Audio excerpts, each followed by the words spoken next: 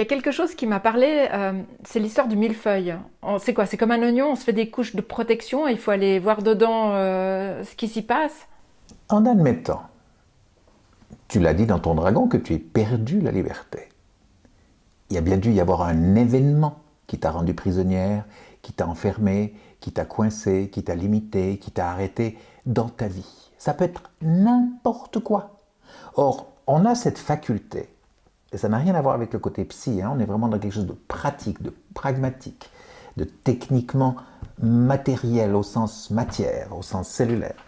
Lorsque tu as été bloqué par quelque chose, ce qui est curieux, c'est que toi-même, tu vas non consciemment le répéter, le reproduire. Tu vas trouver exactement, moi je dis toujours en blaguant, ça y est, tu es retourné dans ton supermarché et tu as racheté exactement le même produit, la même gondole, la même barquette, et tu reproduis la problématique. Pourquoi?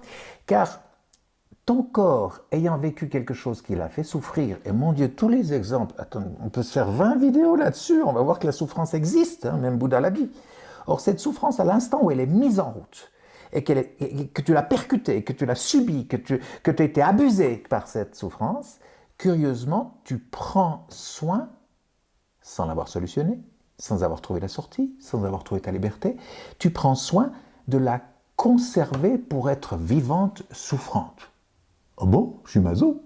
Eh bien oui, on est maso. C'est-à-dire qu'on va tenter de reproduire exactement le même schéma et le même trauma.